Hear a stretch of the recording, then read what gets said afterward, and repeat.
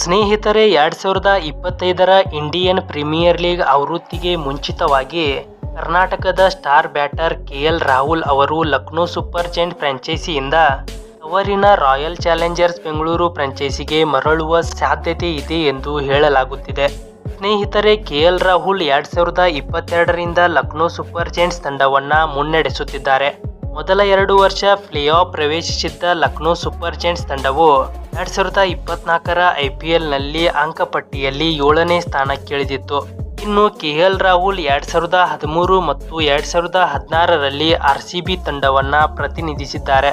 2016ರ ಐಪಿಎಲ್ನಲ್ಲಿ ಆಡಿದ 14 ಇನ್ನಿಂಗ್ಸ್ಗಳಲ್ಲಿ 4 ಅರ್ಧಶತಕಗಳನ್ನು ಒಳಗೊಂಡಂತೆ 397 ರನ್ಗಳನ್ನು ಗಳಿಸುವುದರೊಂದಿಗೆ ಆರ್ಸಿಬಿ ತಂಡವು ಆ ವರ್ಷ ರನ್ನರ್ ಅಪ್ ಆಗಿ ಹೊರಬಿದ್ದಿತ್ತು.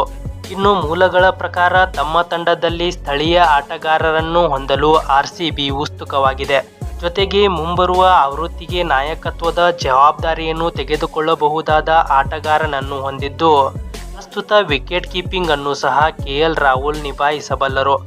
ಸ್ನೇಹಿತರೆ, ಮತ್ತೊಂದೆಡೆ ಐಪಿಎಲ್ 2025ರ ಮೆಗಾ ಹರಾಜಿಗೆ ಮುಂಚಿತವಾಗಿ ರಿಷಬ್ ಪಂತ್ ಅವರು ಡೆಲ್ಲಿ ಕ್ಯಾಪಿಟಲ್ಸ್ ತಂಡದಿಂದ ಹೊರಹೋಗುವ ಸಾಧ್ಯತೆ ಇದೆ ಎಂಬ ಊಹಾಪೋಹಗಳ ವಿರುದ್ಧವಾಗಿ ವಿಕೆಟ್ ಕೀಪರ್ ಬ್ಯಾಟರ್ ಫ್ರಾಂಚೈಸಿಯೊಂದಿಗೆ ಉಳಿಯುತ್ತಾರೆ ಎಂದು ಮೂಲಗಳಿಂದ ತಿಳಿದು ಬಂದಿದೆ.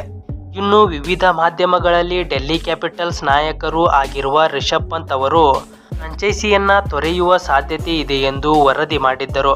ಲೆಜೆಂಡ್ ಎಂಎಸ್ ಧೋನಿ ಅವರ 5 ಬಾರಿಯ ಚಾಂಪಿಯನ್ ಚೆನ್ನೈ ಸೂಪರ್ ಕಿಂಗ್ಸ್ ತಂಡಕ್ಕೆ ಹೋಗಲಿದ್ದಾರೆ ಎಂದು ಹೇಳಲಾಗಿತ್ತು. ಆದರೆ ಮೂಲಗಳ ಪ್ರಕಾರ ರಿಷಬ್ ಪಂತ್ ಇನ್ನೂ ಡೆಲ್ಲಿ ಕ್ಯಾಪಿಟಲ್ಸ್ ತಂಡದಲ್ಲೇ ಇರುತ್ತಾರೆ ಎಂದು ಹೇಳಲಾಗುತ್ತಿದೆ. ಕಳೆದ ಕೆಲವು ಸೀಸನ್ಗಳಲ್ಲಿ ತಂಡಕ್ಕೆ ಪ್ರಮುಖರಾಗಿರುವ ಅಕ್ಷರ್ ಪಟೇಲ್ ಮತ್ತು ಕುಲ್ದೀಪ್ ಯಾದವ್ ಅವರೊಂದಿಗೆ ರಿಷಬ್ ಪಂತ್ ಅವರನ್ನು ಡೆಲ್ಲಿ ಕ್ಯಾಪಿಟಲ್ ಫ್ರಾಂಚೈಸಿ ಅವರನ್ನ ಉಳಿಸಿಕೊಳ್ಳುವ ನಿರೀಕ್ಷೆಯಲ್ಲಿದೆ. ಸ್ನೇಹಿತರೆ, ನೀವು ಕೂಡ ಕ್ರಿಕೆಟ್ ಅಭಿಮಾನಿಯಾಗಿದ್ದರೆ ನಮ್ಮ ಚಾನಲ್ಗೆ ಸಪೋರ್ಟ್ ಮಾಡಿ ಮತ್ತು ಕೆಎಲ್ ರಾಹುಲ್, ರಿಷಬ್ ಪಂತ್ ಅವರಲ್ಲಿ ನಿಮ್ಮ ಫೇವರೇಟ್ ಆಟಗಾರ ಯಾರು ಅಂತ ಕಮೆಂಟ್ ಮಾಡಿ. ಧನ್ಯವಾದಗಳು.